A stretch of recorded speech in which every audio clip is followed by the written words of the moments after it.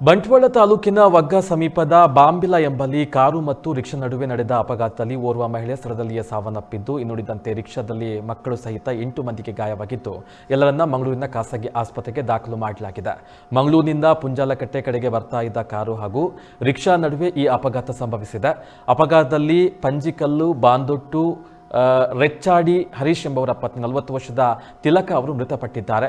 ರಿಕ್ಷಾದಲ್ಲಿದ್ದ ಯಶಸ್ವಿನಿ, ಗೀತಾ, ರೇವತಿ, ಸರಸ್ವತಿ, ವೇದಾವತಿ, ರಾಜೀವಿ ಮತ್ತು ಮಕ್ಕಳಾದ ದಿಗಂತ್ ಹಾಗೂ ದಿಶಾನಿ ಅವರು ಗಾಯಗೊಂಡಿದ್ದಾರೆ.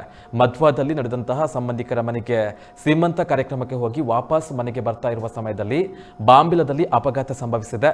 ಘಟನೆಯ ಕುರಿತು ಪಾಣೆಮಂಗಳೂರು ಟ್ರಾಫಿಕ್ ಪೊಲೀಸ್ ಠಾಣೆಯಲ್ಲಿ ಪ್ರಕರಣ ದಾಖಲಾಗಿದೆ.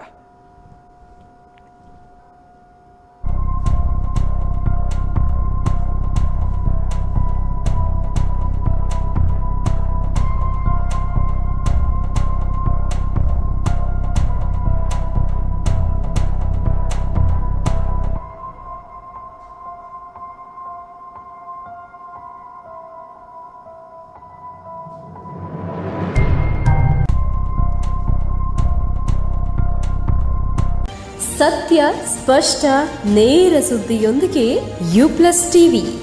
ಇದು ಹೊಸತನದ ಸಂಕಲನ.